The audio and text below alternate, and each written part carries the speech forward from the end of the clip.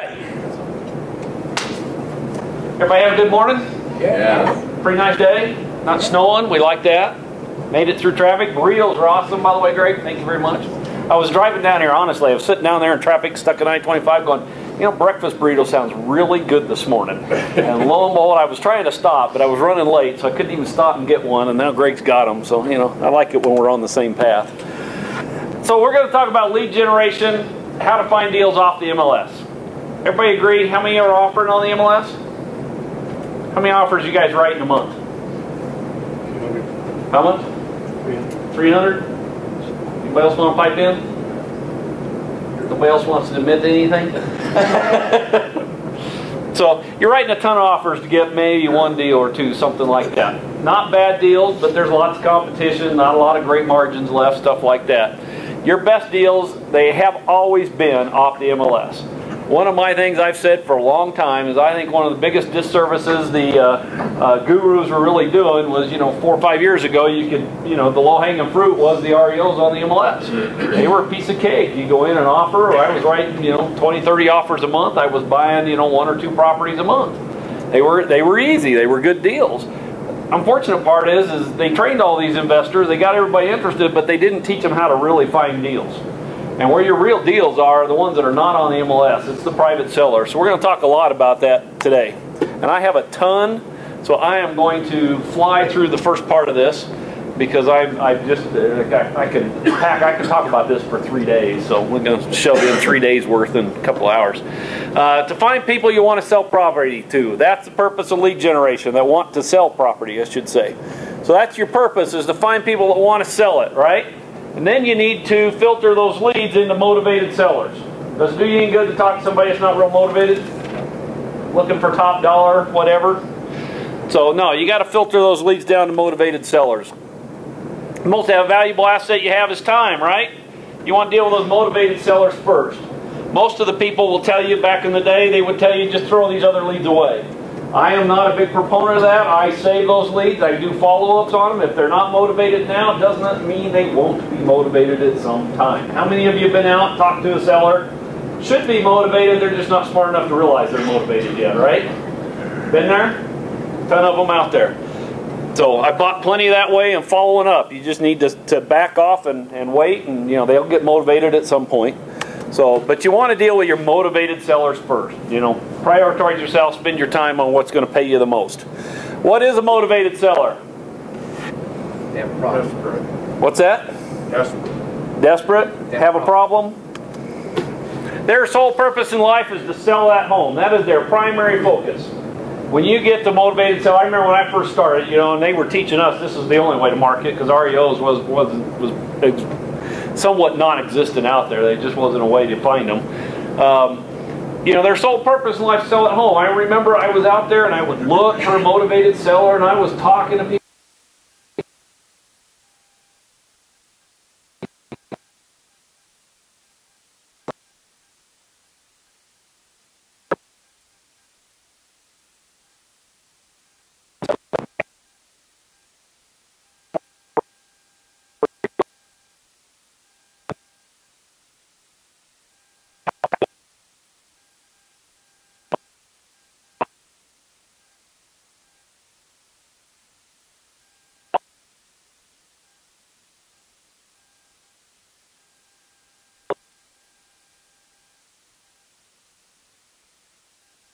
So what is signs of motivation?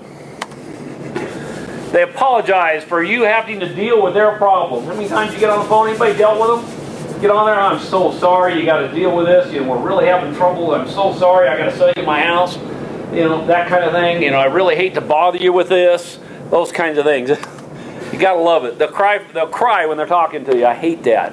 But they'll sit there and they'll just start bawling. They're just so happy to have somebody do it and take care of it and stuff. They'll thank you often, all the time. I still get thank you cards from some of them I bought 6, 7 years ago. I get Christmas cards from them every year thanking me for helping them out. It's like, really, you helped me out. It's all right. It was a good win-win. This is my favorite because when you really get going, particularly when you get in the deal or when they leave you, a message or something, they are going to call you every 15 minutes to make sure you got the last message 15 minutes ago. They're going to bug the crap out of you about when you're going to close. The closing company hasn't called me yet. Why not? All of that. They are on you to get that house sold. Okay? You guys don't have to be so quiet. It is user interaction and stuff too, all right? I know I taught one yesterday, probably the deadest room I've ever taught. Okay, I mean, you know, you had to check pulses to see if anybody was alive, but so it won't take much to beat that, but you know, I like user interaction here. That's because I work them up. Is that it? Yeah. So keys of lead generation, getting started is the first thing, right? You got to get started in it. You cannot just sit there and wish you were doing lead generation. How many of you came looking for a nice silver bullet? Easy answer, super pill. There isn't one. If you want it, you better leave now. It's hard work, it's effort, but it does pay off. And it's something you want to continue. You need to identify your target market, particularly if you're new.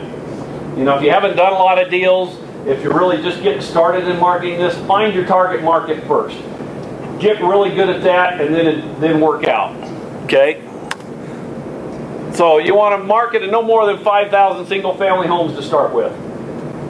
That's about a zip code for most zip codes for single family homes. Maybe a little less. You want to get your demographics in the area. You want to understand, you know, who's buying, who's selling, what's the average household income, you know, what's the average homeowner, is it single mothers, is it, you know, married families, is it combined families, things like that. How many homeowners to rentals, that kind of stuff is going to help you a lot with doing your exit strategies, what your average age is. Why would you want to know average age of homeowners? Throw it out there. First time home buyers? First time home buyers, what? Equity. Might move every 3 years, equity. What else? Die. You're all kind of right. Equity is a good one too. The average age really doesn't say equity unless you're working in that older one. But more importantly, it's going to tell you how to market to those people. Do you market to 65-year-olds different than you market to 30-year-olds? You bet. Are you going to market solely on Facebook to 65-year-old retirees? No. I mean, there's not that many of them out there. You know, if you're marketing to 30-year-olds, Facebook's a great place to market. You know, that kind of thing. So you need to know who you're marketing to and how to build that campaign around them. Average household income. You know, why would you do that? You know what level to offer them at? You can understand what they're going after, what their problems and issues are. So when you go do kitchen table meetings, you have some help to go in there and say, hey, you know, you're making this, you got this big a house payment, let me help you out with that. You know, you really need to be over here, stuff like that. Race breakdown. Different races deal with things different ways. You need to understand what that is. If you're sitting down with a Hispanic couple, they're going to have different priorities in life and different ways of looking at life than you will a white couple. Okay? And in how you deal with them. You know, you sit down with Asians, for example. Most Asians, particularly if they're still tied to the old country, you can't talk to the woman. You have to talk to the man. The woman makes the decisions behind the table, but they never look at that. The man is in charge. The man is the one who you have to deal with. And he's got his own secret signals to get, you know, his wife's nod to say it's okay. But, you know. So it helps to understand that. You need to learn the home values in that area. Okay? You get that phone call. They say they want to sell for 180, and you don't know what it's worth. And you got to say, look, let me get back to you on that. You know, that's a lead. They're motivated if they're calling you, for one. So what are they doing typically when they're calling you? They're calling everybody else they can get their hands on too. They're finally motivated enough to get it done. They want that problem off their plate. So they're going through calling everybody they can. The more you can answer the phone direct and the more you can help them with information, the more you're going to get that deal tied in and have nobody to deal with. You got to drive your area often, different times of day, so you kind of understand what's going on. That kind of thing. Talk, network with people. Network, it is the key to the real estate business. Whether you're a realtor, whether you're a wholesaler, whether you're a fix and flipper, you must network with people. If you do not network with people, you will not be successful. I actually say in any business, I don't care what you're doing, networking is the key to success. You got to talk to people. So get out there and talk to the neighbors and stuff that you see outside. You know, find out what they're dealing with, what's going on. They'll tell you the houses. Find the Mrs. Kravitz of the neighborhood, and you know, they'll tell you everything that's going on in there. I love those people. You know, they'll invite you in for coffee. You spend 4 hours learning everything there is to know about every homeowner in a 3-block area. You want to call your rent signs, track your rents. That helps you wholesaling them, helps you know what you're doing if you're buying and holding, those kinds of things. Track your for sales, find out what they sold for after they're sold. Particularly, how many realtors in the room? Quite a few in here. So those that aren't realtors, if you're new, the house didn't sell for what the flyer says it was listed for in the front. The house sold for a different price. You need to figure out what that sold price is. Okay? And the only way to do that is track solds, call the listing realtor after it sells. They'll tell you. So let's talk about area types. You're going to have essentially 3 different area types you want to work.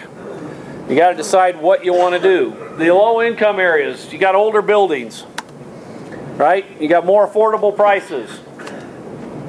They're mostly rentals. You're going to have more vacants and you're going to have more empty lots in there as well. Okay? You're going to have higher crime in those areas. Doesn't mean it's out of control, it's just going to be higher than some of the other areas. Here, Denver, price range up to about 120, 150, something like that. It's kind of my rule of thumb. That's probably a little lower than that now. This is a little older presentation, but so we get into the working class. Working class is great for wholesaling, retailing, and holding. That's really, I prefer either low income or working class neighborhoods myself. There's more demand by investors and homeowners, so you do have a little more competition. You're not the only one sending them a mailing. You're not the only one that's out there looking for it.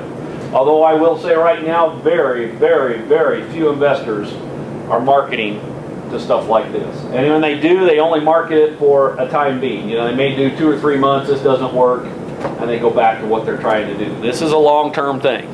So you don't have near as the competition as you used to have, but there is competition out there. Your rentals to owners is going to be roughly 50-50, you know, plus or minus. You're going to have lots of competition though, because the deals are good. It's a high demand area, so you're going to have more competition out there. Your price range is going to be that 150 to 210, 220, something like that. Owner carry exit strategy works very well in these areas. Okay? They're blue class or blue collar workers for the most part. They're hard working people. They're not deadbeats. They're not just, you know, trying to live free and, you know, they do get over their head because they've got that dream. So they start dreaming, but they're willing to work. They're smart enough to figure out the owner exit strategy does work for them. Stuff like that works very well in these areas. So middle income.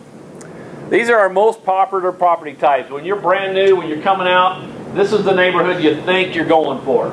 And I can remember I had a mentor that came out and worked with me one time, and you know, we're driving around and I'm taking him around the neighborhoods that I thought were low class, you know, neighborhoods, and hey, this is the dregs of town and stuff, and you know, they told me in the class, you want to get where you're not comfortable, you know, you need to get uncomfortable a little bit. So I'm down there in those neighborhoods, and you know, that's where I'm working, and he's driving me around, he's going, are you kidding me? You know, does a couple of look in, we go back to some different neighborhoods in town where I was really uncomfortable. So, you know, it's funny, and nowadays it's no big deal at all to me, but at that time, you know, I was really looking at these middle incomes and I didn't really need to be there. Your investor demand is really for retailing. That's really going to be your primary strategy to get out of these houses. You're not going to have a lot of rentals or vacants. Most of the vacants are going to be bank owned. Okay, they're not, these people have a better education. They're not dumb enough to just walk away from the property. They know they have other options. They're willing to look at options. They're not the people that stick their head in the sand when there's a problem and start trying to figure out, you know, if I ignore it, it'll go away. So they're tougher deals to get when you do get them. They are easy to flip. Tons of sellers or tons of buyers in there. The problem is the sellers aren't real motivated because they have a higher education level. They know they have options. They know what they can do. They have some financial background for the most part. Most of them know how to balance a checkbook at the very least. You have lots and lots of competition because they are in such demand to sell. I mean, that's where our buyers want to be for the most part. have a hard time doing much equity. These are the people that are also, while they're educated enough, they're also, you know, fooled by middle class or by the news and stuff, and all the financial ads and things. They deserve that Hummer 3, you know, so they go out and redo their house to pull the equity out to use it other places. So, you know, you do have a struggle with that. Price range at 220 to 300, 350, somewhere in there. Okay, so what types of lead generation do we have? We have time, and we have money. Did I confuse y'all? You can essentially do lead generation two different ways. You can spend a lot of time and very little money, or you can spend a lot of money and very little time. Okay? It works both ways, or you can do a combination thereof. We're going to talk about both of those. A combination. I like it when I beat myself to it. So let's talk about lead generation with time. Don't have a lot of money, but you do have some time. Okay, I got started. I was still working a full-time job, so I wouldn't say I had a lot of time, but at the same time I didn't have any marketing budget either. So I really spent a lot of time after work and stuff going through these. When you do it with time, you're going to get less phone calls. You're not going to get, you know, 10 calls a month. You're going to get 2 calls a month off of it. The calls are going to take more time. Okay? However, you're going to get more deals per leads. Leads are a phone call that you get. Somebody that has an interest in selling their house, motivated or not. Okay? You're going to be able to filter those leads, and you're going to be able to spend more time because you spent more time looking for the lead and getting good quality leads. You're going to get more deals per leads that way. Okay? Doesn't mean you're going to do 10 a month. The more time you spend, the more leads you get. It's very simple. Marketing with money, you get more calls. It's going to take you less time. You throw out $3,000 worth of postcards every month, you're going to get phone calls. You get a lot more calls than you did driving neighborhoods looking for them, you know, sending out postcards that way. You're going to have less time in it because you've either hired somebody or you've taken a couple hours and sent it out, and you really haven't done anything else to get those leads coming in, right? Sounds good? You're going to get more leads per deal, so it's going to take you more leads. You're going to have to filter through more phone calls to get to those motivated sellers to really get it. And the more money you spend, the more leads you get. Again, it's very simple. Marketing is a very simple formula of time or money. The more you do it, the more leads. When you start doing, if you start with a $500 a month budget for that, you will discover you'll get so many phone calls every month. You'll get so many meetings every month or appointments to go look at houses every month, and you'll get so many contracts every month. Whatever those ratios are, you can almost, if you double that, say, all right, I'm going to spend $1,000 this month, next month, you'll double your leads, you'll double your appointments, and you'll double your deals. It becomes a very, very linear formula. So let's talk about some time leads. Okay, don't have a lot of dollars, you just have time. Driving for dollars. We'll talk a lot about that one in a minute. Tracking vacants. Tracking distressed properties. Door knocking, not foreclosures. And what I mean by this is you go out to a neighborhood and you just go up and down the street of a neighborhood you want to buy in, or you want to make your farm neighborhood. My name is Paul Pedri. I'm a local investor looking to buy and sell houses in here. Do you have anybody that would be interested in selling their house? Do you know anybody in your family might be interested in buying a house? You don't ask them direct, you ask for leads. They'll almost always, well, I've been thinking about selling my house. You do this as an investor. Okay? You can also, if you're a realtor, you can do it as a realtor too, but you need to do it as listings. Greg will talk to you all about the risks of being both. You do door knocking on the foreclosures list. Okay? Foreclosures list is the NED list that comes out every week. You can go out and knock those if you want to for short sale leads, stuff like that. I'm not a huge fan of that. Never really worked for me well, but it works for those that make it work. You can find bird dogs. Talk a little more about that later. Everybody know what bird dogs are? Anybody don't? Nope. Bird dogs are essentially people that you employ somehow, some way to go out and find you leads. They're going to bring you addresses of homes, maybe homeowners' names, phone numbers. You're going to pay them for that information. Some examples, if you can get them, are mail carriers. Some of them get pretty uppity. By their rules, they're not supposed to do this or they can't do this. It's double dipping.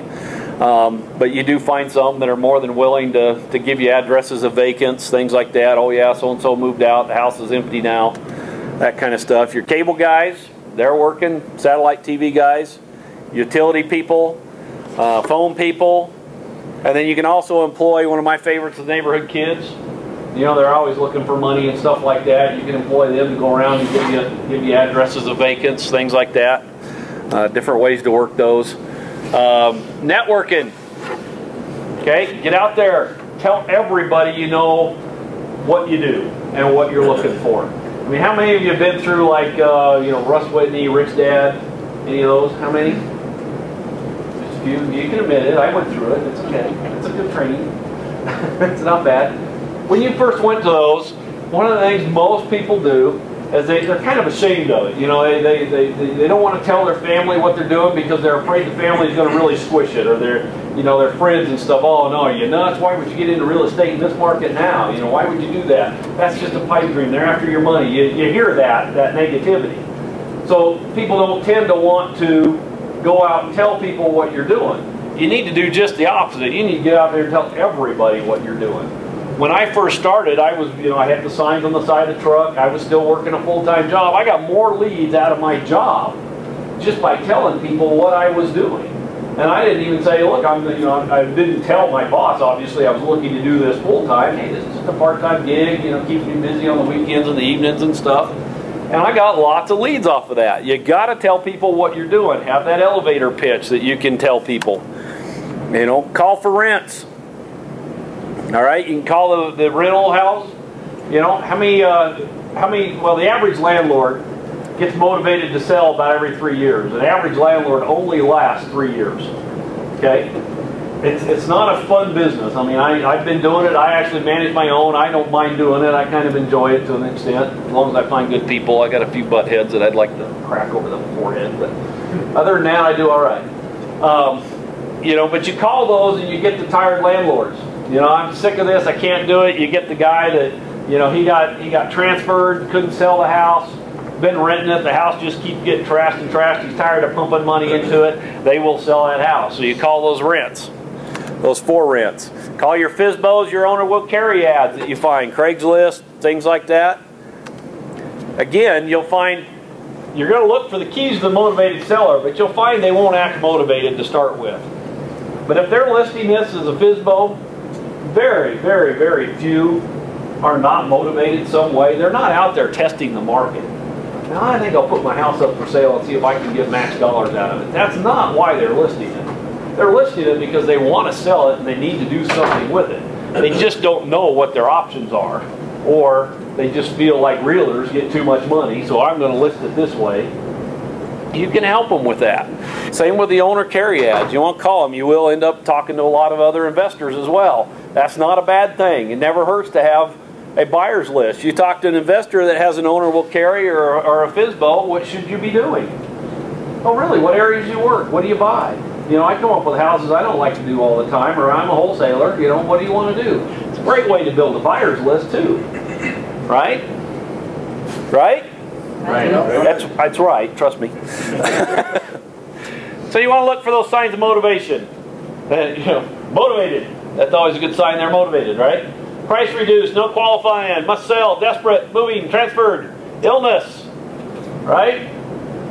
Below market, divorce. Divorces are always great. They're super motivated. They're super motivated to screw each other. That's what's even better about them.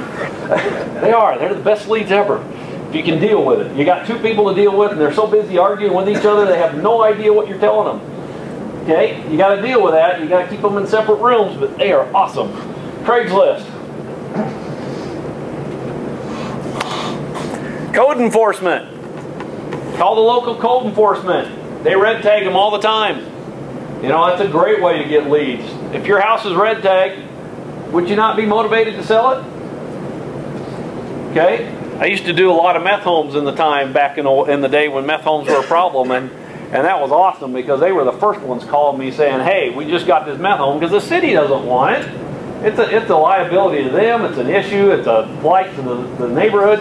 They don't want it. They're calling me, giving me all the information I can get out of it, trying to get it gone.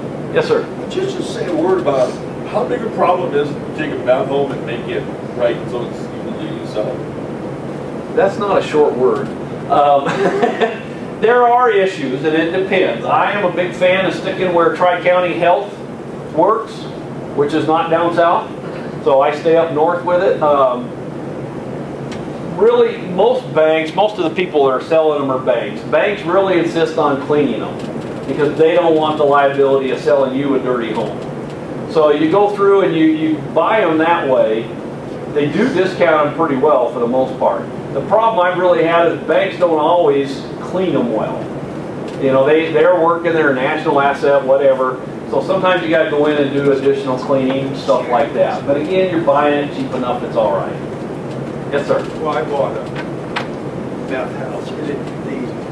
Technically, for them to sell it, it has to be remediated and approved by an industrial hygienist. So when you go into it, you'll see it's all stripped out. Depends on, it depends. I've seen them where they have not stripped You don't them. want to buy one that isn't, because you could be looking at $20,000, $30,000. I actually would rather My strip biggest them. problem was, as soon as I would got- rather strip them because I'll tell you why.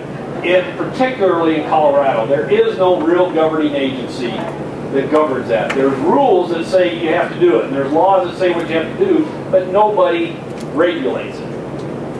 There's no regulating agency. That's why I like Tri-County Health, is because in those 3 counties, they actually do regulate some of the cleanup. And what I have found is while one licensed cleaner will go in and say, all right, it's all clean, the next one comes in, you go have it tested, and the tester will come in and still find all kinds of contamination. So they didn't clean it right, or they didn't do it. The bank hired somebody, they did a cheap job, and off it goes. So I would rather clean it because then I know it's right. But you're hiring But I'm hiring, licensed people well, they're that, all licensed, I know good ones, and I'm saying, look, in my book, the only way to do a meth house right, I don't care what it is, because what they'll say is, if they're a meth user and they haven't been cooking, they track stuff in. That is all they need to clean up. You know, if they've just been smoking in there, oh, you just pull out the ductwork, blah, blah, blah. It's not true, because it still gets everywhere. If they're cooking in the house, it's much worse. The problem is the banks will clean if there's no evidence of cooking. They won't clean it right. The only way to clean it is to strip it. You take it back to a shelf. I mean, you know, pull the floors, you pull the roof, you pull, you know, the shingles and the plywood on the roof. The only, you know, it's a shell of wood. That's it. Plumbing comes out, HVAC comes out, electrical comes out. I mean, you start with a frame shell. Electrical too. The problem I have is, okay, under the law, it says once it's remediated, then you don't have to disclose it. Correct. Just like you don't have to disclose something a bird in the house. The problem is if somebody's looking at the house, the neighbors will come up and say, do you know that was a meth house? Yep. And you'll lose deals, because I had problems selling the house because the neighbors are like chatty. Yeah. The day doesn't go by, somebody doesn't come by and say, oh, you know that, and then the person's petrified because they think, oh, it's still permeated. so did you put your certificate by the hygienist available in the disclosure package or anything? Yes, Or any of that's it? what in fact, I got from they the know up front. hygienist a CD because his report was 100 pages. Get back on track. And I said, here. And fortunately, the person I sold it to was a pharmacist who could read it and understand what it meant. They can be somewhat issues. I go ahead and disclose it, and it goes. But we're way off track, so let me steer it back in. You know, they are good deals if you can do them. There's not a lot of them anymore, but code enforcement is a great way to go find them. You'll find, you know, the water's shut off for a while. Somebody's living in a house without water. You know, that motivates people to sell pretty quickly. You know they're in trouble, right? If the city shut off their water, the city's now locking them out of the house. So, you know, they get motivated and things like that. So how do we do it with money? We'll have several with little money and several with lots of money. Okay? Vehicle magnets. You see the We Buy Houses on your car. How many do you have them? Good for you. Those things, they do work. You get leads, you get calls off of them and all? From investors. From investors? Looking? Does it work? I mean, again, you're building your buyer's list, right? You? Tell you my biggest thing I really loved was Home Depot. I go park the car at Home Depot, park the truck at Home Depot. I was amazed how many contractors, I got some great contractor leads, but I actually would have people that wanted to sell their house would see me at Home Depot because they're there buying something to fix up their house, you know, that kind of thing. And so I would get leads off of that. It's not a huge lead generator, but it does work and it is good. I find you put them on and take them off. You know, we live in a neighborhood and you drive that area all the time, people get used to seeing it. So then they kind of glance over it. But if you take it off for a month or two or a month and then you put it back on, it becomes new again and everybody sees it again. And so yeah, I would regenerate leads that way. So they do work. The vinyl graphics, you really want to do it, you know, it's some of them nowadays you can wrap the vehicle. I don't think you need to go that far. But instead of having the magnetic sign, you can actually put vinyl graphics on the side of the car or in the window. You know, they work all right. I'm not a huge fan of that because I like to, you know, some of the ones that are in foreclosure or maybe they're in trouble, you go park your car in front of their house, they really don't want to see, you know, hey, you know, stop your foreclosure on the side of the car. They don't want the neighbors knowing that. So I did get lazy because I got tired of pulling the magnets off and on all the time, so I would just park like 3 houses down the street so everybody thought that neighbor was in trouble. I was talking to this one. It worked much better. So Bandit signs. Everybody know what Bandit signs are? Absolutely awesome. Dollar for dollar, that's the best lead generator out there. Okay, so I don't know what a Bandit sign is. Bandit sign is you see the little either cardboard or coroplast signs. Yeah, on the telephone pole, we buy houses and a number, stop foreclosure and a number, something like that. All the code violations. Yeah, and you'll see somebody come in and cut a corner of the number out, and you know they're saving the environment by adding some more trash to it. You promote Bandit signs? You bet. Those things, they are awesome. Dollar for dollar, that has been my best lead generator. I get my most calls off of it, and I buy my most deals from Bandit signs. What does yours say? We buy houses. Phone number. Phone number, yeah, cash or terms. Keep it pretty simple. I don't get real creative with it. It's, you know, if they are calling that sign, they are motivated. Period. They're not calling to be curious. Are you aware of some of the discussions at city council meetings of pursuing either the party that has posted, the printer who's put them out, yeah, and or the person that... We'll talk about that in a little bit. I have some of that. Probate. Probate is another great lead generator. Grandma and grandpa dies, whatever. The house is there. Family doesn't want it. Too far away. Too ugly. You know, whatever the issue is. Too many memories. Probate is awesome. Awesome, awesome. Takes some time, takes some effort, but is really good. Newspapers. The Westward.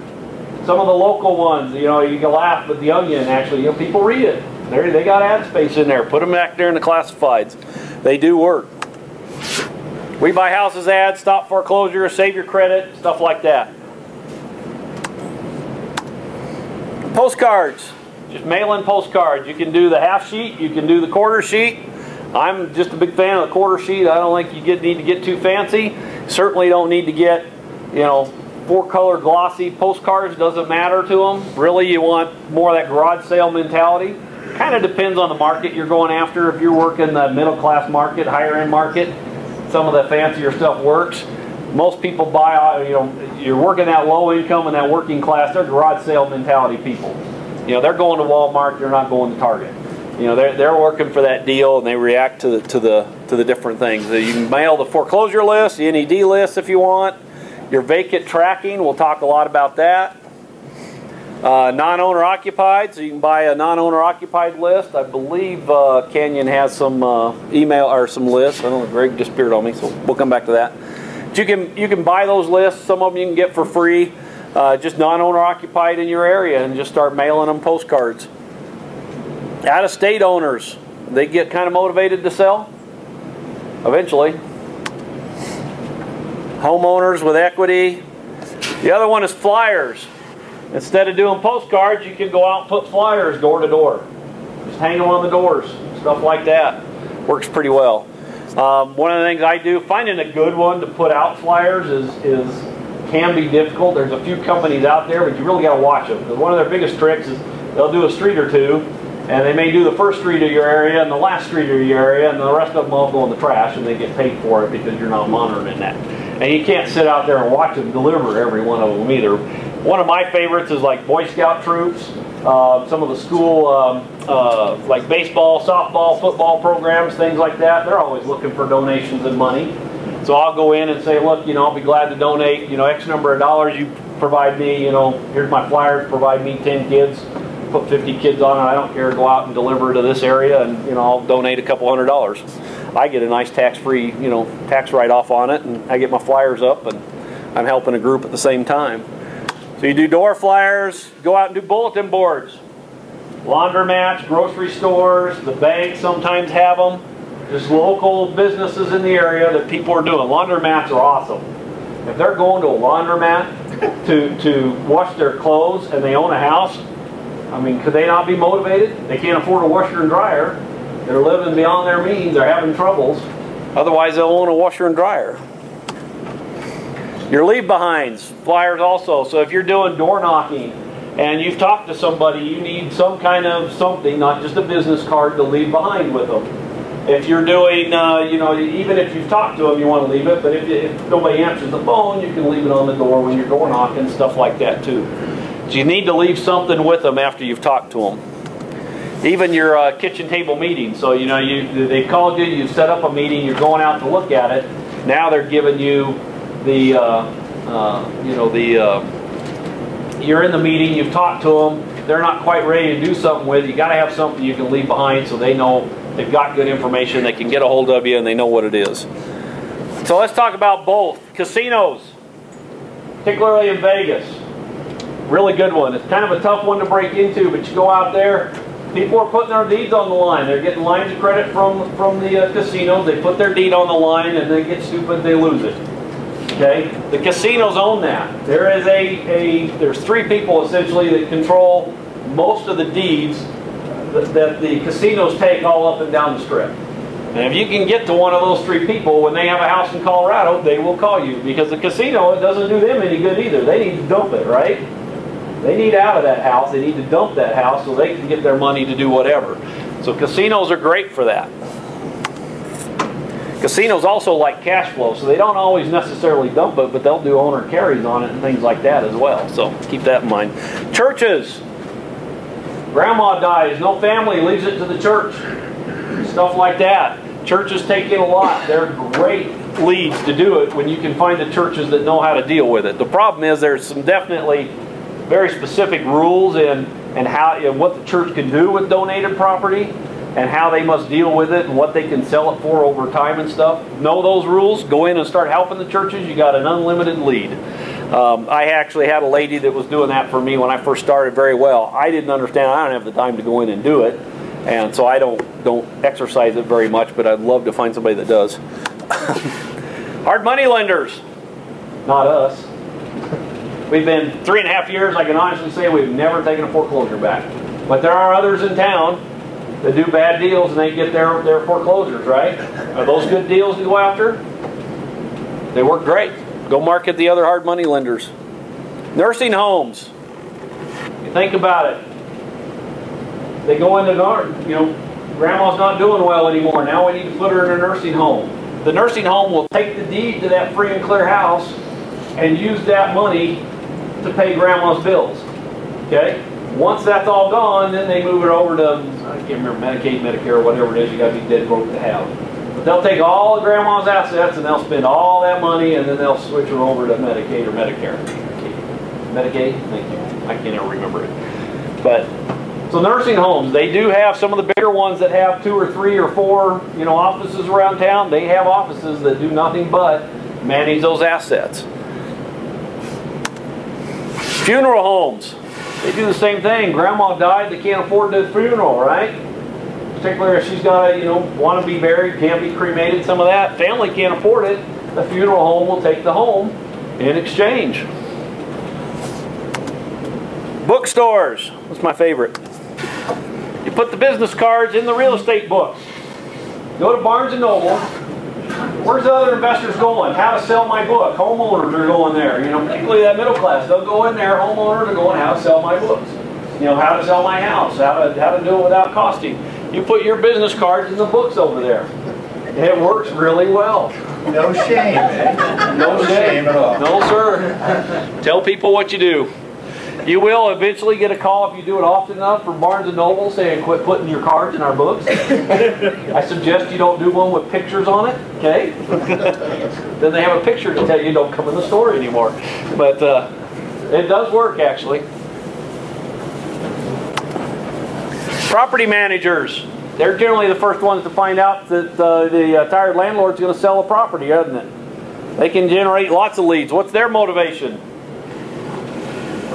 They want to keep managing the property. They don't want it to go away. So, hey, they're going to let you know if you're a holder. Let's talk about driving for dollars. How much more time I got? So we throw apples at you. Yeah, Paul, let me just tell you, you'll run over. Oh, I got time yet. I got a whole hour, don't I? Oh, I'm good. Maybe. Driving for dollars. You need to find your target areas again. Anybody know what driving for dollars is? Anybody don't? You'll find out. Nobody wants to admit it. You're going to drive slowly down each street. And by slowly, I mean slow. All right? None of this 15, 20 miles an hour. You're doing 5 miles or less. You want to look at these houses. You want to see what's going on. If you have signs on your cars, even if you don't put it on any other time, this is a great time to put it on. People will flag you down. If you're in the lower areas where there's a little more crime and stuff, depending on the time of day you drive down the street, they will call the police on you if you're slow enough. They think you're casing it or getting ready for a drive-by or something like that. I've had it happen a number of times. It's much easier to explain to the police why you're driving slow down the car when you have a "We Buy Houses" sign on the side of the car. Okay? How do I know this? Good tip for robbers. Yeah. There's none in this room, Greg. It's all right. So you're going to drive really slowly down. You're going to do it all. You're going to collect addresses for everything vacant. If you suspect it to be vacant, if it is vacant, you want to take down the address. Distressed homes. Roofs, the shingles are curled. You know, the fascia's, been curling and painted or off. The bushes are overgrown. Can't see the house for the bushes. Okay? FSBO homes. For rent homes. All of those. Go back a minute.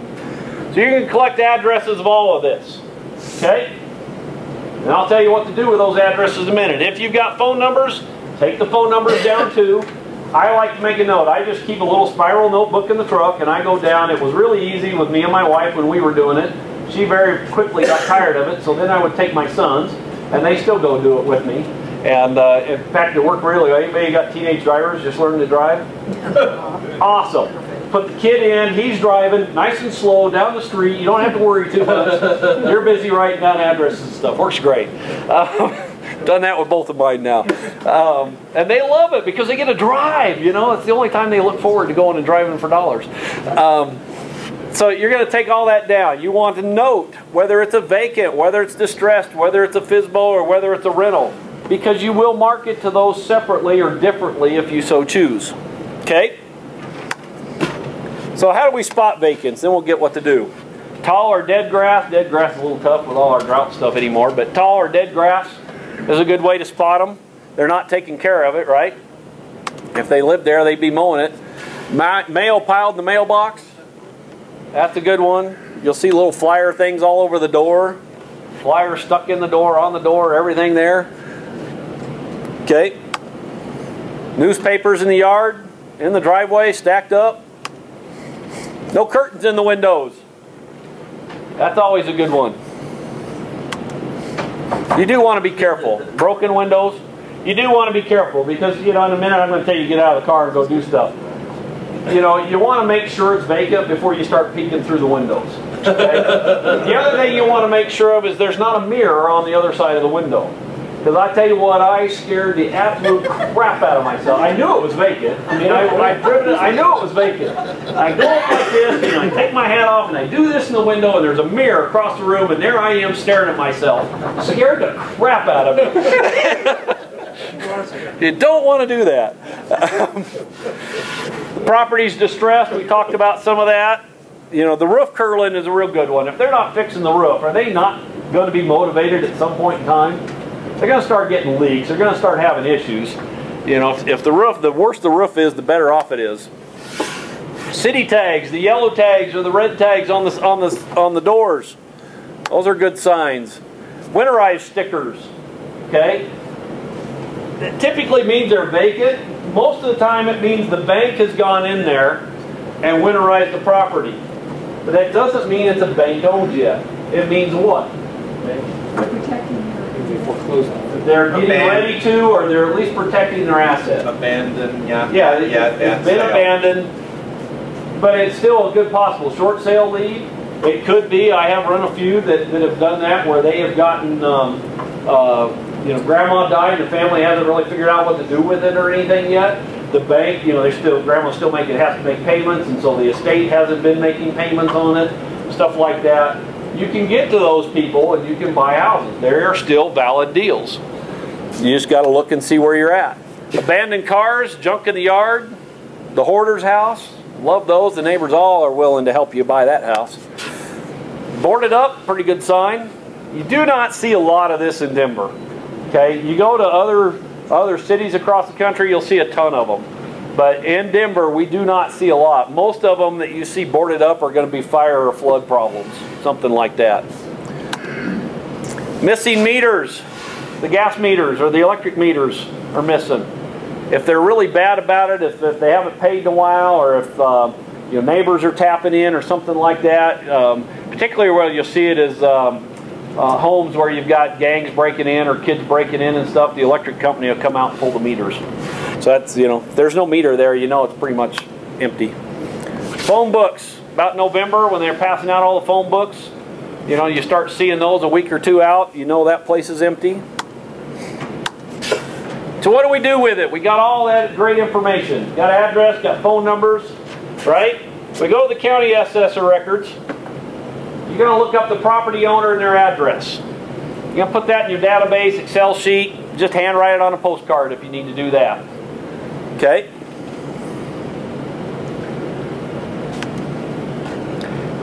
Websites, almost every county, replace Adams with whatever county you're in, but that'll get you to the county website. Every county in Colorado is that way. You can mail them a postcard or a letter. What I typically like to do, I call it an ugly house letter, and no, I don't tell them their house is ugly. I just say in my letter, it's just very simple. You know, my name's Paul Pedri, or my wife and I were driving the neighborhood. You know, we're looking to buy a house in that neighborhood. Would you be interested in selling? But I send them that letter first, and then I put them onto a postcard campaign if they don't call off of that. Okay? You can do several different letter campaigns. There are some. I used to a long time ago. I had several different letters that I would send out and then go to it. I personally just don't think it's worth the expense. If they don't answer, I get more calls off the ugly house letter than I will postcards. Okay? But it is worth it. I mean, you stop and think. You mail this, you know, and I call it a buy or die list. Once they get on this list, they either have to die or I'm buying that house. One of the two. I've been mailing houses for 8 years. Every month for 8 years. I won't say every month. I got stupid for a while, and I'll explain that in a minute. But they're vacant? They're vacant. And you're selling to wherever the listed owner is? Well, wherever the listed owner is. Sometimes it's that house. If it gets returned as vacant, then I'm going and digging, and I'm starting to go knock doors. I'm starting, and we'll talk about it in a minute, but I'm starting to go try and find that owner. I mean, the whole idea is to track down and get to that owner. Right. But I have houses that they may be distressed. But an owner you're sending to 8 years? Yeah. It's vacant for 8 years? I won't say it's vacant. Okay. It may be distressed. Okay. You know, something like that. But you bet. But yeah, there is actually there's 2 houses that I am mailing that is still vacant. They're owned free and clear. I've been mailing their owner on record. It's all I can find. I haven't been able to get very far, but sooner or later somebody's going to sell that house. You know. You want to put on your postcard or your address service requested at the bottom. Okay? What that will do is if they have moved, so let's say it's a vacant and they put a forwarding address on it, that will return you their forwarding address. Okay? It will forward the postcard, but they essentially take a scan of that postcard and they'll send you a little thing with their new address on it. Old address, new address. You have to pay a buck every time. You're paying about 50 cents every time. One of the things you can do is go to your local post office, the one closest to you, that you're mailing out of, or that your address from where you're mailing. So if you're using a return address on a PO box or on a UPS box, you need to go to whatever post office is servicing that UPS box. You go there and you set up an account. You can pay them like 20 or 30 or 40 bucks, whatever you think you need, up front. They will then deduct that. They send you statements, you know, once a month or so, how much money you got left on that account, and they will send you back all those all those postcards. Now, if they return it because the address isn't good, the zip code's bad, the owner doesn't exist anymore, or whatever, those just get returned to you. But if they have a forwarding address, you will get that forwarding address doing that. That helps you track them down a lot. I'll tell you a good one that I did is, as I was mailing this, I kept mailing it. It was probably into about 6 or 8 months. House was empty. Couldn't quite figure out what was going on. Finally, you know, I'm trying to find phone numbers. Couldn't find phone numbers. So I went down and actually knocked on the forwarding address. It wasn't too far away. I go down and I said, look, you know, I've been trying to buy this house. Did you own it? Well, you don't own that house. And well, you know, according to the county records, you know, that's where they've been sending, you know, they've been sending you the tax bill. You've been paying the taxes on this thing because there's no tax lien on it. So you've been paying the taxes and stuff. So I did my good deed for the day. He didn't own that house. Somebody put his name and address down as the movie. So I don't know if they just mistyped it or what happened. But the poor old guy's been sitting there. He didn't know any better. He's been paying not only his property taxes, but the other guy's property taxes as well. He didn't know he was paying? Didn't know. He just, you know, he's an older gentleman, and the bill came in, and he's just paying the bill. And here you go. And damn, I thought I just paid that 3 months ago. You know, I mean, it's, you know, it happens. But so, you know, you knock on the doors and stuff like that. We'll talk about it more. So, as you're driving the neighborhoods, first you've taken all that out. Now you've mailed the postcards. Now you're starting to get some of them back. The whole idea is to find the owner, right? You got to be persistent. You start knocking on doors. I go look and see, you know, I'll go to the county records and I'll find out, you know, what's the last time they refinanced the house? Do they owe anything on it? The less they owe, the more equity in the house, that's my more priority leads. So I don't throw them away. I just start working on the ones with the most equity first. Then I go back and drive the same neighborhood. You got to get out of the car. Okay? Too many people will drive this. You're scared to death to knock on the door or talk to anybody. You got to get out of the car to make this work. Knock on the doors. You want to knock on each side and all 3 across the street. Somebody there will know where that owner went. At the very least, they also have somebody in trouble and are glad to hand them their card. You know, they want to help them out. You will find it. You're looking for that Mrs. Kravitz of the neighborhood. But if you go, you got to get out there and do that. You need to find that owner somehow, some way. The more equity, the better. If you like short sales and you're working short sales, it's a great way to do that still too, because you can still get to that. And they don't know they have options because they moved out. So they don't understand. Got to get out of the car. You want to talk to the neighbors, each side, 3 across the street. You want to get phone numbers if you can. A good example, I had one a number of years ago. This is one that it had been vacant for quite a while. When I found it, it was vacant for 6 years. I mailed it for another 3 before he finally sold it. But I got out and I started looking around. It was all free and clear. And so, you know, I'm knocking on doors, and I knock on the lady next door, and she says, well, I don't know what happened. You know, the old man used to own it, and he used to rent it. You know, go 2 houses down, that guy used to mow his lawn for him. So I go down and I knock on that guy. He says, oh, yeah, I used to mow all his properties. He's got like 8 or 10 of them. I said, I don't know what happened. I was mowing, and he just quit paying. But yeah, that house, and he told me the whole story. Basement got totally flooded, busted a pipe. Basement flooded, water running out the front door. Call the fire department. Fire department pumps out the house, all that good stuff. Left it that way. So once it dried out, it's been sitting for 6 years at this point that way.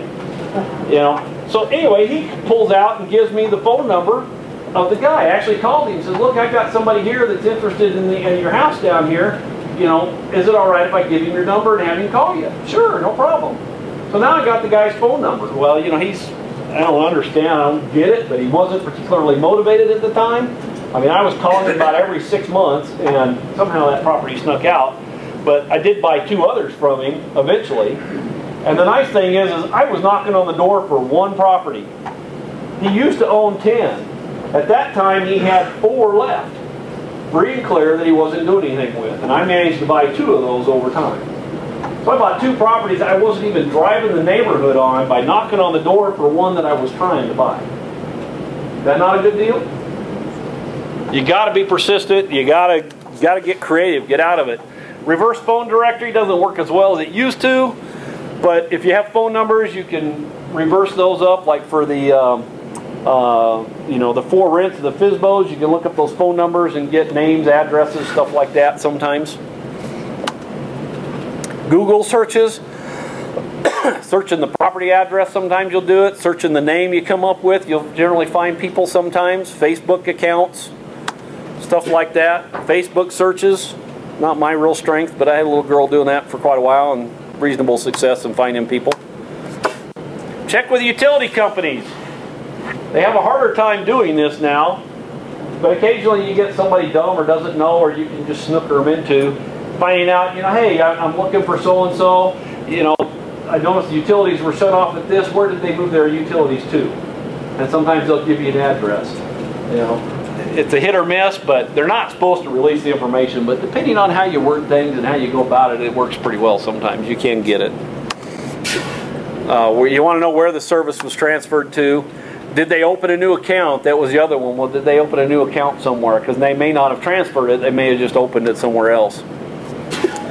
Okay, the other one, you want to put signs, flyers, or reward cards. I even put Bandit signs on the property. Okay? I go out and I will put a big sign, 18 by 24. We buy houses with my phone number right on the front porch of that house. Okay? You will get a few bad phone calls. Hey, what are you doing that in my house for? You're putting all that trash in my house, blah, blah, blah. Go, you know, I'm really sorry, but it was the only way I could think to reach you. I've been trying to get a hold of you, been mailing you postcards, haven't been able to get a hold of you. You know, glad you called. And go on from there. Always goes really well. Yes? So what's reward cards? Reward cards are like, you know, you'll pay $250 for leads, or, you know, if you call me, I'll buy you a steak dinner. You know, I'll give you a restaurant, you know, $20 gift card, something like that, if you get phone calls from owners. Things like that. Again, what are you trying to do? Your whole intent is to get this person on the phone. Get creative on how to get them on the phone. Okay? Skip trace, pay tracking services. If there's enough equity in it, and I believe it's a good deal, I will pay to find them. Okay? I don't do it for everyone, but I do, you know, if they're good enough and there's reasonable money in it, I will go after it. You have to be persistent. Okay? This again is very time intensive, very low dollars. Okay? Have to be persistent, go after it, but it does work, and I have bought plenty that way. I actually hire a little girl now. She works a full-time job. She's a waitress, gets cut every once in a while early, needs the money. She comes in and works and does a lot of this tracking for me. So I've got it, I put it in the database, and she goes through the database and tracks them down and tells me where the new addresses are, or phone numbers, or whatever, and then I can go after it. You have a tracking service or skip trace service? No, not really. I don't do it very often, to tell you the truth, but every once in a while I come across ones. No, I don't have any good ones. So Bandit signs. It's our second big one. Bandit signs, I tell you again, dollar for dollar, they are the best thing out there. They are awesome. City and county codes, just so you know, they are illegal. They're called bandit signs for a reason. You know,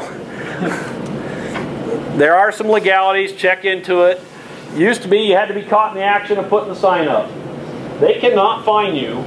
They will send you tickets, but if you take it to court, it gets dismissed. They cannot fine you for putting up signs without catching the action, because it is actually not illegal to have your number on a sign. It's illegal to put the sign up. Not entirely true. There's now codes that say you have to pull a permit. If you don't, you can be ticketed, and you don't have to be caught in action. I think everything's changing, and some of it is changing, but I have pushed this point a number of times. I've never lost it.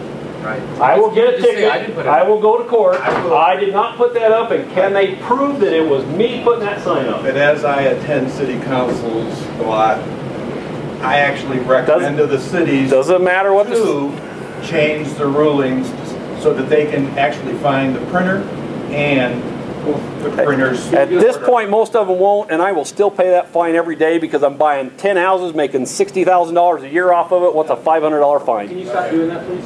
Yeah. Stop that. Yeah, stop recommending they change it. Be aware of traffic cameras if you're doing it yourself. Sorry, guys. Still worth the fine. You run the numbers. That's my take on it. I'll tell you what, it works. And others do it too, and that's the big thing that I really get. Believe it or not, if you follow the rules, your sign, definitely, your sign that you put up, you know, if you're a realtor and you put an open house sign up on the street corners and point them in, or a arrow sign saying this is the home for sale in there, those are just as illegal as the bandit signs. Yet the cities choose to overlook those. Okay, politicians use them. No, an election year, God dang, you can't drive down the street without picking up 50 of them. They're great sources for H stakes, by the way. So after the election's done, help the city pick up all those stakes and reuse them. Actually, code has it where political season is permitted without permits. So home builders use it, realtors are doing it, they're all there. I mean, they work for a reason. Why are politicians putting them up? Because it works. Home buyers are paying the same people we do to go put their signs up. Why does it work? Home builders. I mean, it works. So sizes to buy. 18 by 24, 12 by 18. Those are my two recommendations. 18 by 24 are the big ones. I like to put those on the major thoroughfares. And then I'll put the little 12 by 18 on, say, exits out of the neighborhood. So if you got a neighborhood with 2 or 3 exits or something like that where there's a stop sign, I'll put the littler ones there. So either one works. I don't recommend getting any smaller. I don't recommend getting any bigger. Bigger doesn't really buy you a whole lot. You can handwrite them. You can buy them pre-printed. You know, I don't really see a huge difference between them. Some people like the handwritten because homeowners will lean towards the handwritten. Mainly it goes back to the psychology. You think of a family in trouble. You know, you've either got a you know, single woman in there, or you know, it's a husband and wife. Husband's got to protect the family. That's their jobs, right? Got to protect the family. We're in control. We'll take care of this. They're already in trouble. They're already nervous about talking to somebody, and they're worried about being taken advantage of. So if they're buying that smaller company homeowners, you know, handwritten sign, they feel more secure that they can control that situation than they can a company that's big that buys lots of signs or that buys lots of houses. So there's a little bit of psychology with it. I personally don't think it makes a real big difference. They get motivated, they get motivated. I'm too lazy, I do all the pre-printed. I will say this, your handwritten signs work really well if you have rents. You know, I've got one in the neighborhood that I want to rent. I'll go out, you know, and nowadays you can put a Google or a Craigslist ad and throw a rock and hit a renter. But, you know, back in the day when we were struggling to do rentals, I would put handwritten, you know, 4 rent, 2 bedroom, 1 bath, $1,100 a month, something like that. Those worked really, really well. What's flute? Flute directions. When you buy the Coroplast signs, they're essentially cardboard. There's flutes in them. You want to pay attention to what direction. You can buy them vertical or you can buy them horizontal. Okay?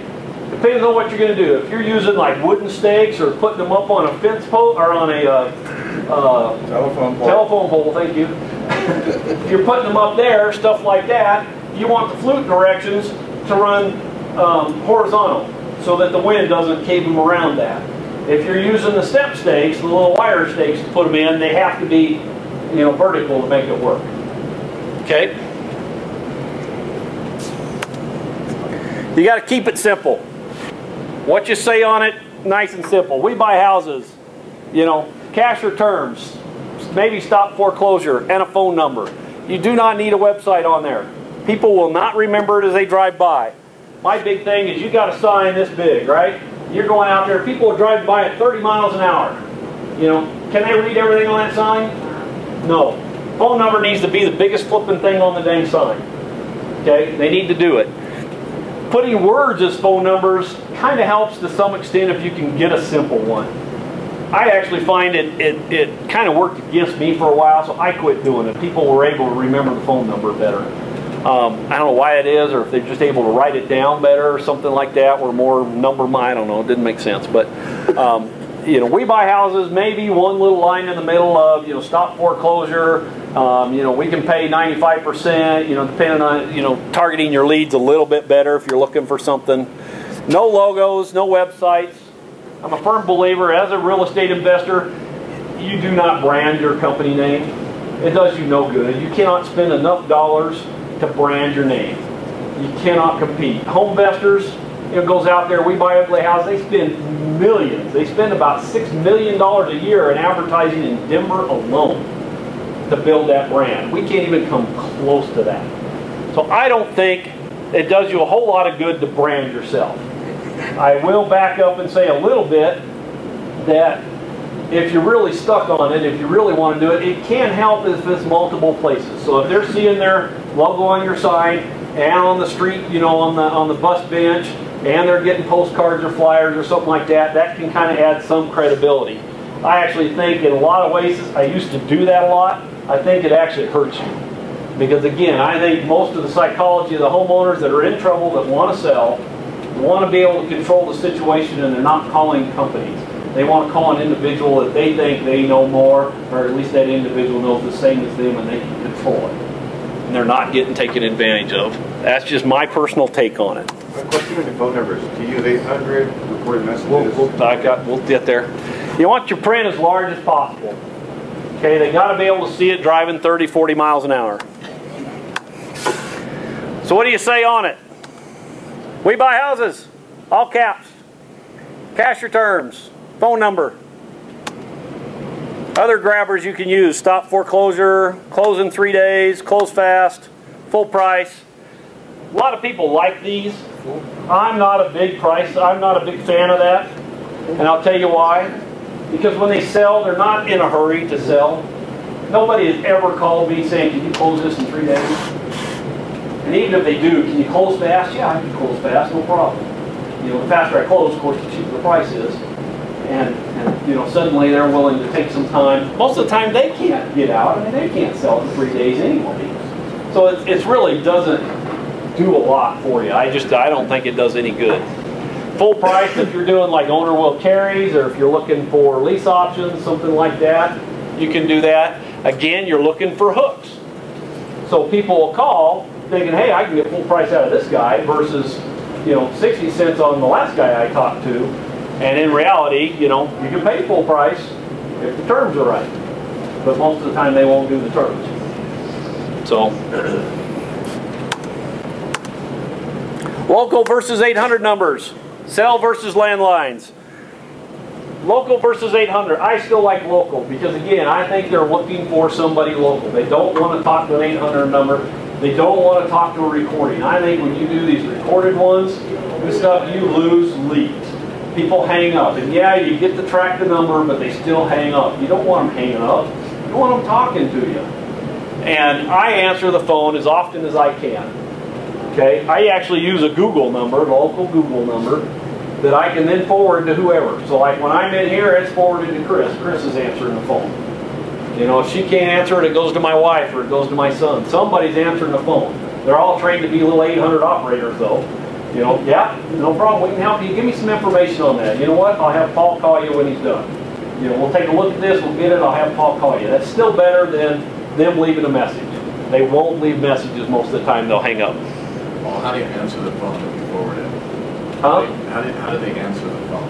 How do they answer the phone? Yeah, not meaning like pick it up. I'm talking about what do they say? Mine is an iPhone, you swipe. Do they say just hello? Or yeah, this is Tammy or this is Chris or may I help you, something like that. Right, so no company name at all? No. I don't. I like them thinking I'm just an individual buyer, that kind of thing. Yeah, I just want to emphasize that because I work with a lot of short sale people too. That is the #1 thing. When they call, answer your freaking phone. If you don't, they'll never call again. Huge. Don't send them to the screening service. Don't have them just call yourself. Your capture rate will increase. Huge. I will say this too.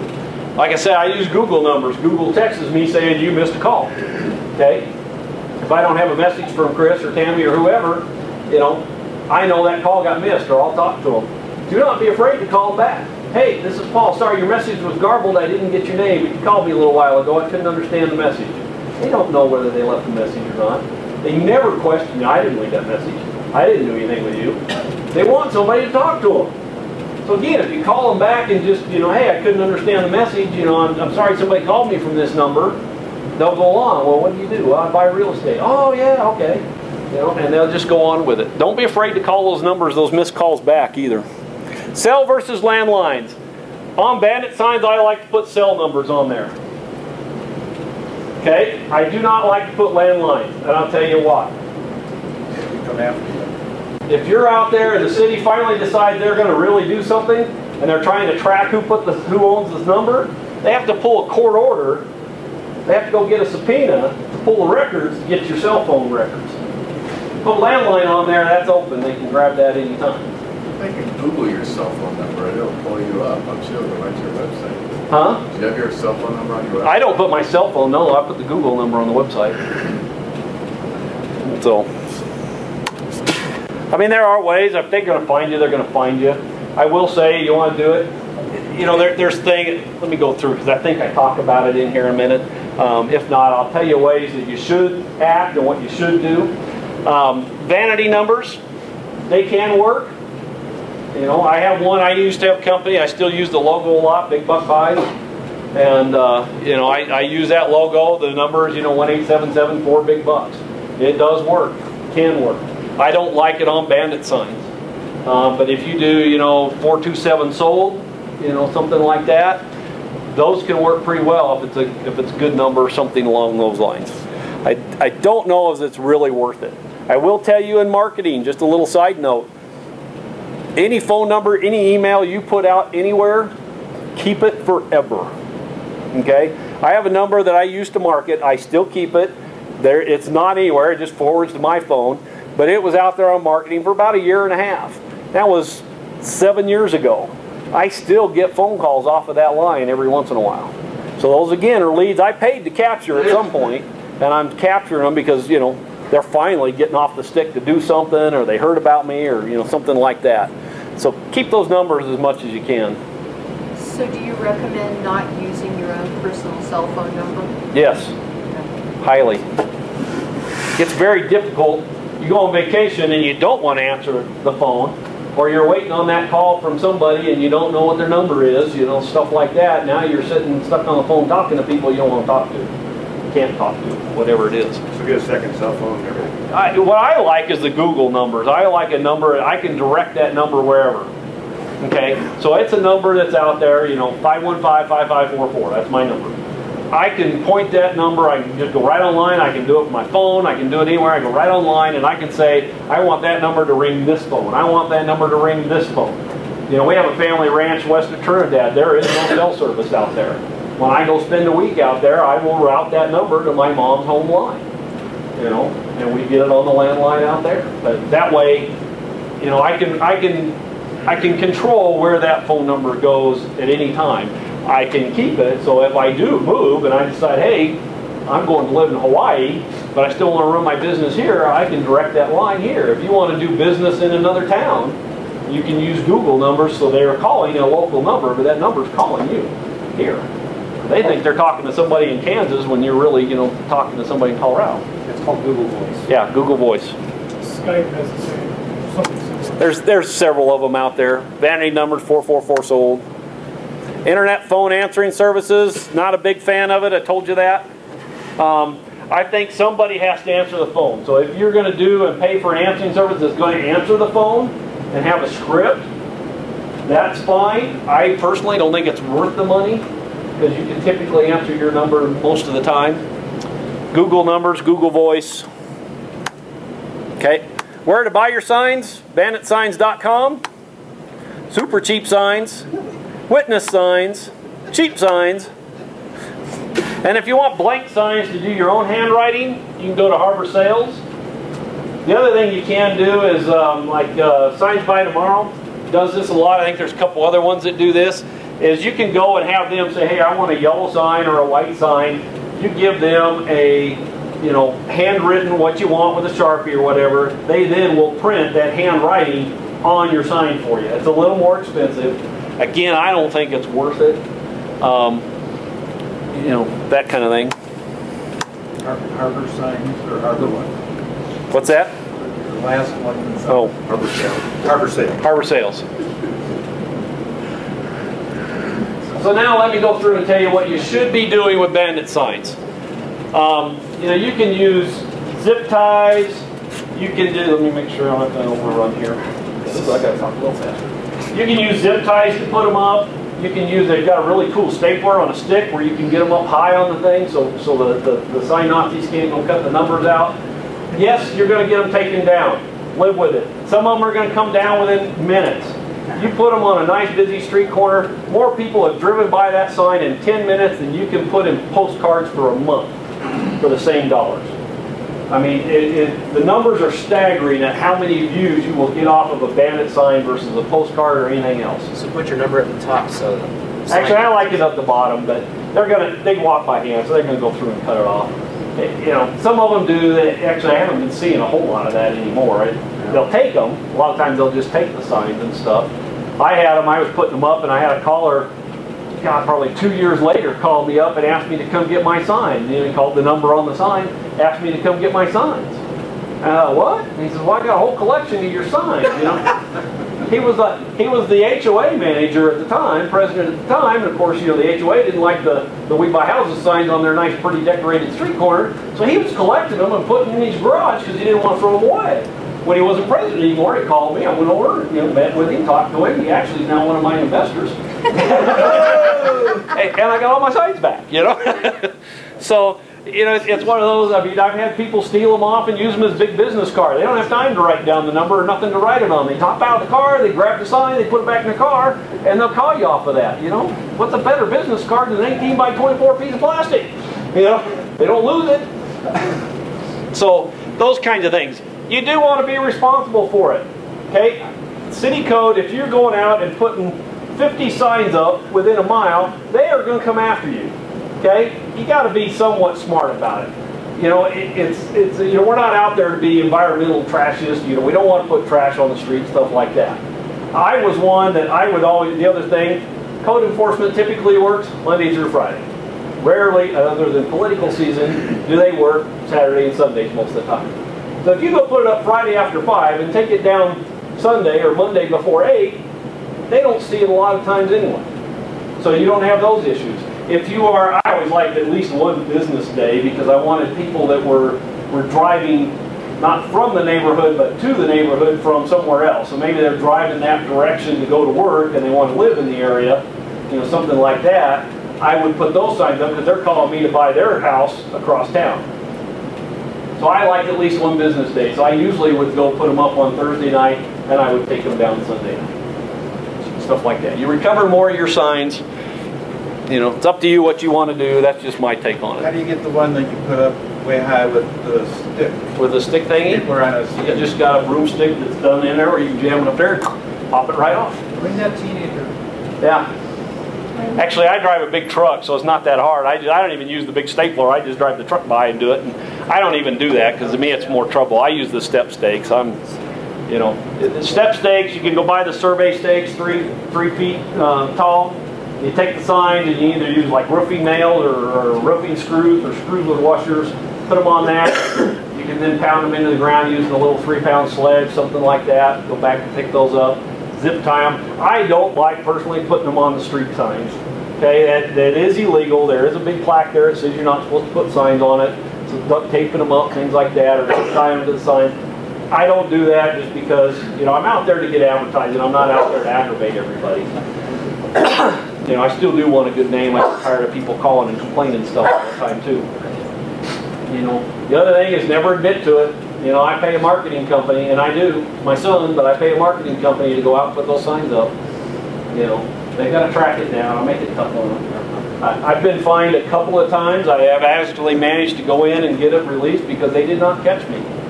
Okay, the only time I did get caught, again, scared the crap out of myself, was up in Brighton, right? Parked behind a church there, you know, and I'm going around and putting signs up on the street corners, and I walk up here and I do that, and I'm walking back around behind the church.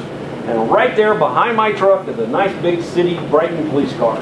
Guy is 6'5" and he's about 6'8" wide. I mean, he is huge. Huge. I mean, he literally gets out of his car and you can see the whole car go. You know? Guy's got to be topping 350. I mean, he was a huge dude. I'm thinking, crap, busted. Here I am, I'm walking with signs and stakes, and I'm busted.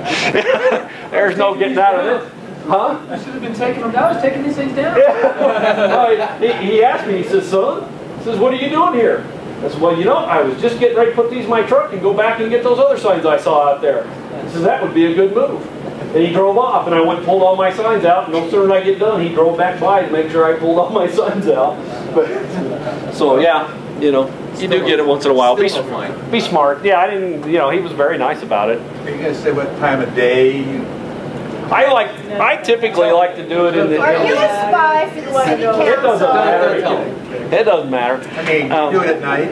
I like to do it at night because there's less traffic. I just think it's smarter and safer to go out there and do it 9, 10 o'clock at night, stuff like that. They tend to last longer, stuff too. And if you really think about it, again, you go into psychology. People are truly in trouble. What are they out doing every night? Drinking, smoking, corralling, right? Because that's where all their money's going. It wasn't paying out payment. You know, they're over here. So when they're drunk, they're much more likely to take down numbers and to entertain those ideas. So when they sober up, they've got this going, you know, I needed to call that.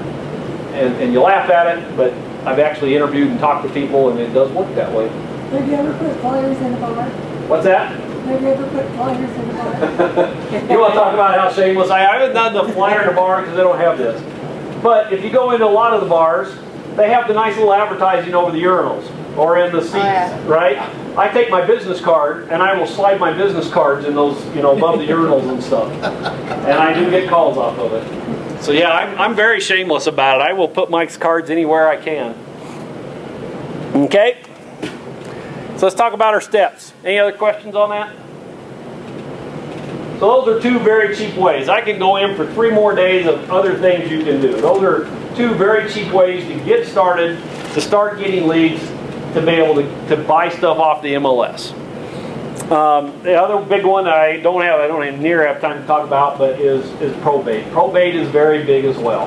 So I really recommend going after the probate market if you can get it. How do you find that out? Oh, that's a whole, we'll see if I have time after the end, but literally that's probably 2 days of education in itself. Target areas and demographics, you need to do that. We talked about that, right? You got to employ a marketing plan. If you're going to market, you have to put one into action, right? Take action, right? Right. That's all it's going to take action? Take action, right? Right. Good Lord, people. Pick at least 3 methods. I gave you a whole list there. Pick at least 3. You really don't want to get too many. You need to focus on a couple that work for you, 2 or 3 at once. Okay? You get too much more than that, it gets really hard to track them down too. No more than 5. You need to track your leads. Okay? Marketing does you no good if you have no idea where people are calling you from. How do I know my Bandit signs are my #1 lead generator out there? How do I know it's worth that $500 to $1,500 fine for putting those things up? Yeah. My very first question, outside of what's your name and what's the address, is how did you hear about us? Okay? If I have time, and I will do this a lot at kitchen table meetings just to kind of build rapport and stuff, if they're open to it, things, I will ask them, you know, so you called me off a postcard. What about that postcard did you like? You know, what did you think of the color? You know, what message popped out at you? You know, I mean, they're innocent questions you just kind of throw in a conversation, but it helps you track what works and what headlines work and what things work on your postcard. Don't be afraid to try new things. Put the headers out there and see what works. You know, I had one, pay full price. That was one of my biggest lead generators for a long time. That was what people saw on that postcard. That's what they thought they wanted. And I did pay full price for plenty of them. You know, the owner carry, subject to, stuff like that. I was more than willing to do it if it worked. Most people didn't want to sell that way. Oh, that's what it takes to full price. Well, I'll take this option. You know, it never ceases to amaze me how they suddenly jump down. You got to track your leads. Got to know what methods are working. Kind of what about that method is working. Good example is I use bright fluorescent colors on postcards. I really discovered that green and purple don't work real well. I wasn't getting near the phone calls I was as using the orange, the yellow, or the pink. Okay, I don't know what it is. I personally hate green, so to me it's one of those, it's my least favorite color. The purple, I actually like purple a lot. However, it was dark. It was hard to read, so the older people couldn't read them. Stuff like that. You got to know what's working. Headlines, content, colors. Sometimes it's even as simple as fonts. You get your fonts too close together and people have a harder time reading them, or they misread them. They can't dial a phone number to save their life off of it. You want to start figuring out what your cost per lead is. So cost both in time or money, or both.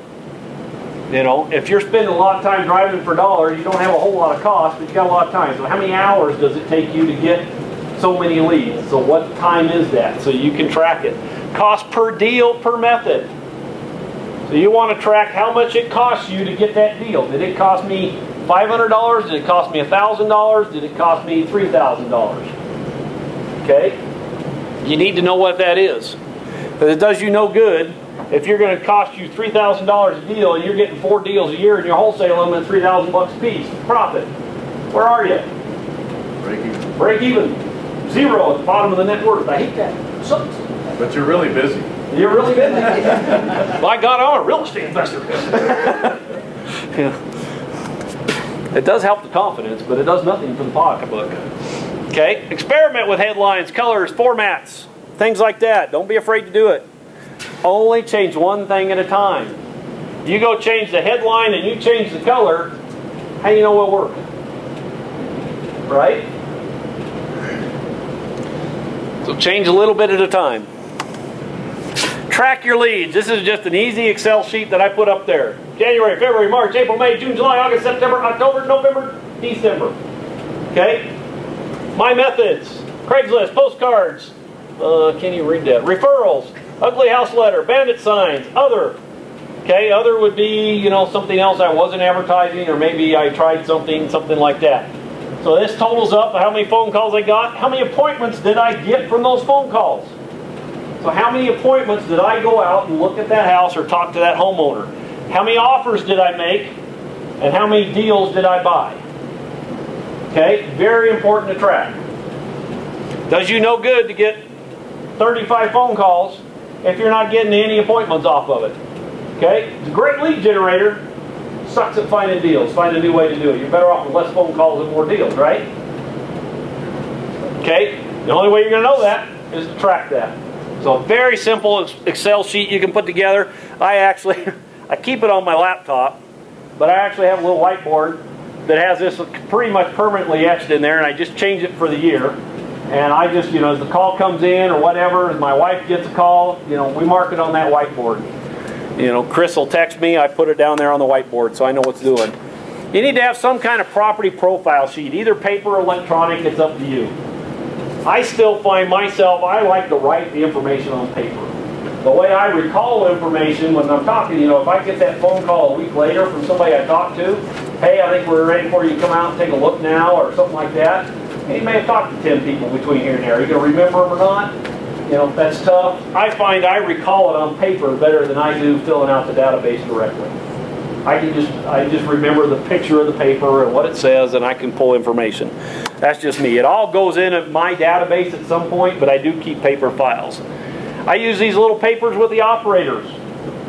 So when I first started, again, I was working a full-time job. My wife was a full-time mother at home. She hates talking on the phone. She hates doing these meetings. So I set her up because the phone needed to be answered, and they were always calling when I was at work. I couldn't answer my cell phone. So I set her up with this property profile sheet with the important stuff highlighted.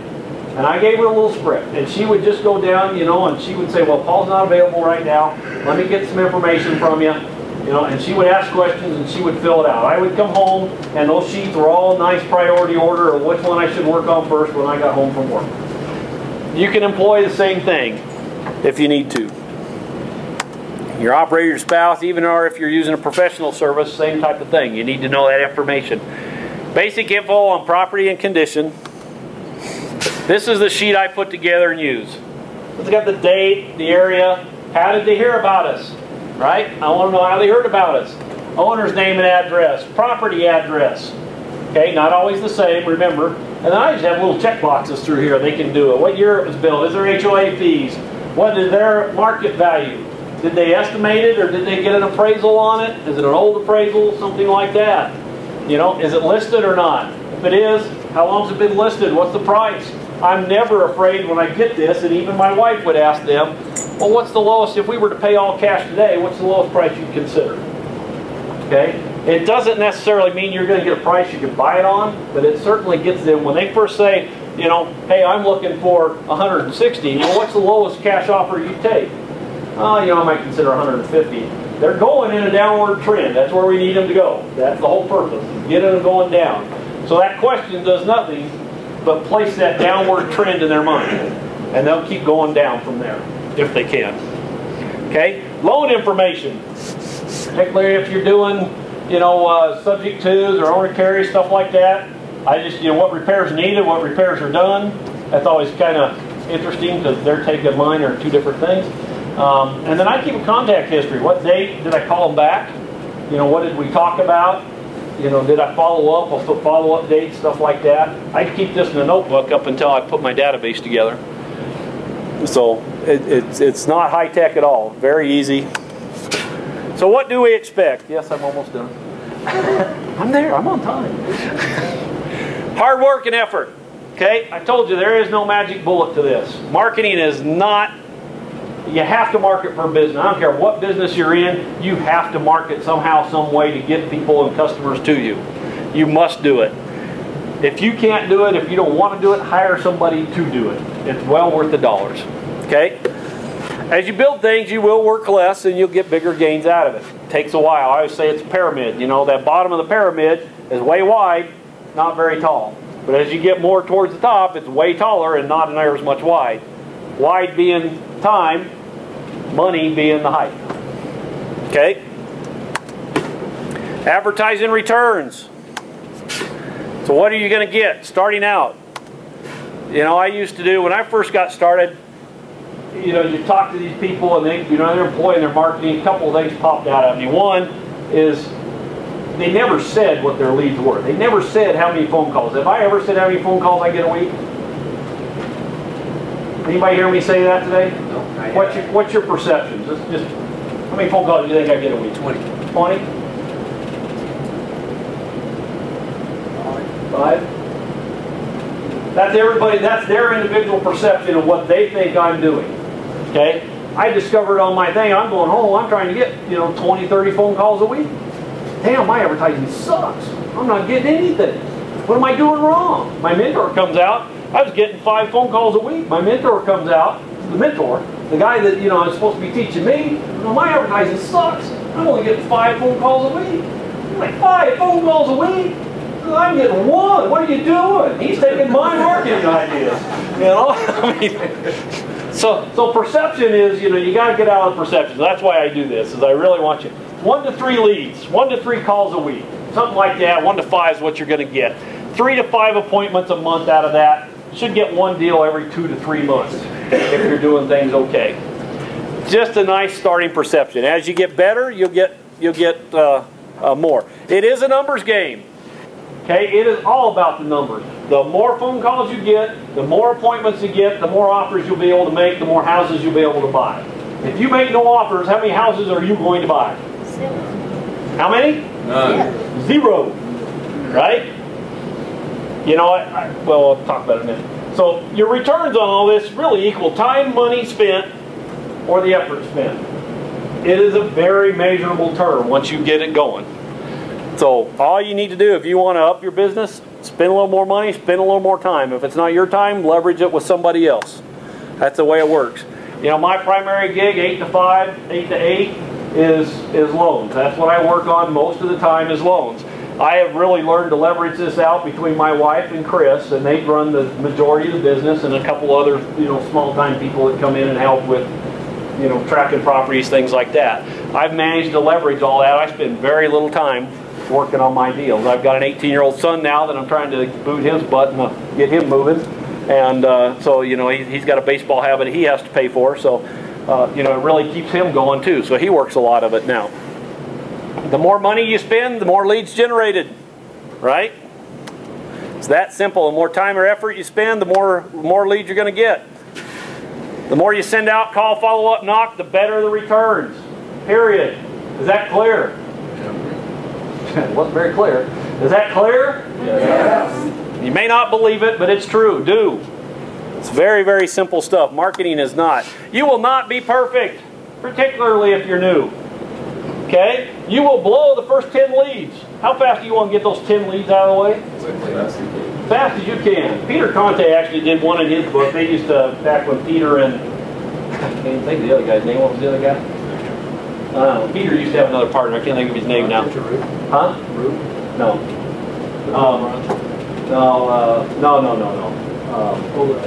Anyway, he wrote, he had a number of books out and stuff. Peter Conte, and I can't think of the other guy's name. But anyway, he used to put in the bottom of his books, you want to get the first 50 meetings out of the way as fast as you can. You will learn so much from those kitchen table meetings. You cannot go in expecting to get every deal. Okay? You're not going to win every deal you go on, period.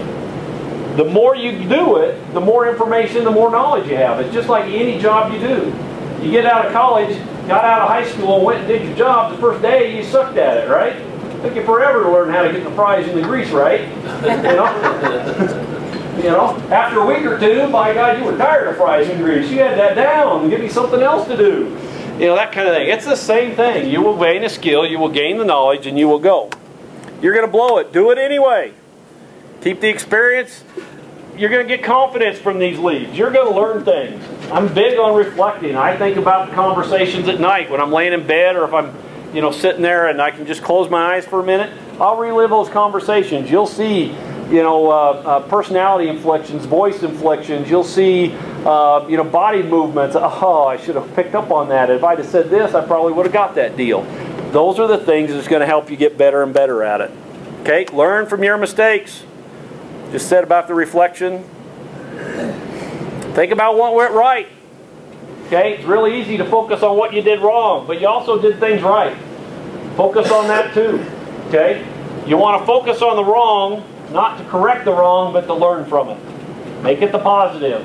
And keep the positive in what you did right so you can keep doing it. Okay? Easy to beat yourself up. Practice out loud, role play with others. You're going to have a script at some point. I'm big on scripting. I don't get real detailed about it, but you have a pat answer that people call and talk. You know, when they call on the phone, how does this work? We have many options. You know, you go through that script, write it down, practice it out loud. How many of you sing perfect in the shower? Sing it in your head. My God, you know, why am I not a rock star? This is way too easy. Bon Jovi's got a piece of cake. I can sing way better than that. Sing out loud. How bad do you suck? Okay. Same thing. If you will do it, if you practice it in your head, you will never make a mistake. Never ever. Subconscious will not let you make a mistake in your head. You will visualize it perfectly. That's fine. Put it out loud, you will find out where you're stumbling on words, pronouncing words, stuff like that. You see presenters up here like this. You think this is the first time I've done this? First time I did this, you know, I still practice. I still go through these. I haven't done this presentation in probably 2 years. And so I sat down and practiced in front of the mirror. I actually made my kids listen to it last night. It's good for you. You know, stuff like that. I mean, presenters get up and practice that out loud. Very important. I used to do it in the truck, do it into a recording where you can play it back, but I would do it while I drive. Role play with others. I hate role playing. I still do it. It's very good. You can get stuff out of it. It's very worthwhile. Follow up, follow up, follow up. Call them back. Just because they said no now doesn't mean they're going to say no later. Follow up. They will remember you. At the very least, they will refer you out to other people. If they're not going to sell, keep following up. I did a deal. It took me 4 months, 5 months, I think, of talking to this lady twice a week. She finally did that deal with me. Okay? Our time's tight, but talk about the house you still. I did not. Okay, in 2 minutes. 2 minutes. You're funny, Tell Greg. them how you found it, and how you locked it in, and what you sold. What you helped it. This one was the deal he's talking about. I bought in Thornton, or in Denver. It is a house that came to me through a probate lead. It's actually one that we developed a relationship with a probate lawyer. She gave me a heads up on it. You know, called them, talked to them. We bought the house. You know, went out and met them and stuff. Bought the house from them. Rehabbed this house. Put it on the market. Within 4 hours, we had an offer. We had a bazillion showings. So 4 hours, I am the only listed house in the neighborhood. I mean, how awesome is that? You know, it's great. If you think you cannot sell houses in this is such a prime fix and flip market. Inventories are down. Get out there and employ these methods to get these private sellers in. I bought that house. I started out at 95. They wanted 95 for it. I said, all right, I'll buy it at 95. But they wanted to move quick. Well, if you want to move that fast, I'm not going to have a chance to scope the sewer. So if you want to give me time to scope the sewer, I'll buy it at 95. If not, you know, I have to pay you 90 for it. They said, all right, we'll give you 90. Okay. $5,000 for a sewer check? Huh? No, in case there's a problem. Equivalent. Yeah. You know, in case there's a problem. I mean, it gets more expensive than that when you start digging the street up. So, you know, I was fine with that. All right, 90. I was under contract to buy it and stuff. They had told me the roof was newer, wasn't any problems with the roof. It didn't snow. I hadn't really been able to get up and check it or anything like that. Get somebody out there. They wanted to move fast enough. They came back part of the way down and said, well, look, you know, we noticed the roof's not in great shape. You're going to have to replace the roof. We'll knock another $5,000 off of it. How awesome is that? Is that not a motivated seller? They're giving me discounts without me asking for it. I'm loving it. So they gave me another $5,000 off. So I bought it for $85,000. What I bought that house for.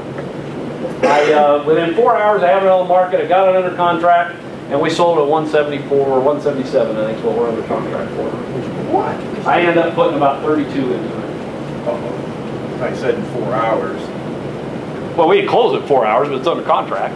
In 4 hours, it was active and under contract. At that price, but you didn't have a chance to fix it yet. I had it on at 179. No, I fixed it. I mean, this is I just listed it. Yeah. So we fixed it. We put it on the market. And within 4 hours, we had a number of showings. I can't remember how many showings, but we had a number of showings, and I had it under contract. So, is that? I mean, how much demand do you have? I mean, as a fix and flipper, it's a great market for that. How about a little briefly on, if you don't have your own money to do the purchases, who do we consider for lenders for the hard money? The Investor's Choice Funding is a prime source of lending. I highly recommend them. Reasonably priced. Well, you know, we're priced same as everybody else. You know, there's a lot of competition here, so it keeps the prices pretty good. But you know, we do fix and flip lending. We do fix and hold lending. We got several different programs to do that on. Excellent. You know, happy to help you out with all that for sure. But you know, there's no excuse not to do this deal. There's money, and even if you don't have money, even if you don't have the taste to do fix and flips, you can wholesale and make $5,000, $6,000, $7,000 off of each deal. You know, going out and doing that. If you really want to learn it, you can start bird dogging for investors as well. You can go out, find those leads, do your own marketing, find the leads and sell the leads. You don't even have to get them under contract if you're nervous about that. But I will tell you, I have said it over and over and over again, do not be afraid of putting them under contract. Okay? There are plenty of money for good deals. If it's a bad deal, if you get it under contract because your information isn't good or you found things out, that's all right. There's outs for that. There's ways to get around that. There's ways to negotiate better deals, stuff like that. So, you know, the key is you got to go out and do it. You can't just sit here. And if you're not of the mindset, if you don't have the personality type to go sit at those kitchen table meetings, hire somebody. I mean, I've done it. I like doing it. I'm fairly reasonable at it. I have a girl out of Fort Collins now that I pay to do that. She partners in. She actually brings money into the deal, so it's really a win-win. So she brings money in and does that. I have never seen a closer like this girl. I mean, she closes 75% of what we talk to. And so, you know, find somebody that can do that. There's plenty of people that'll do that with you. Plenty of ways to make it happen. It's not I can't, it's how can I. How can I make that work? You know, I mean, I spend most of my time dealing with hard money lenders, yet I'm still flipping 4 or 5, doing 6 houses this year. And, you know, I mean, I don't get real nuts at it. I don't want to get, I used to do 20 a year and 25 a year, almost 30 a year, and that's just nuts. I have no desire to work that hard.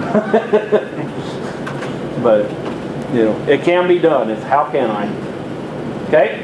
Well, thanks, Paul.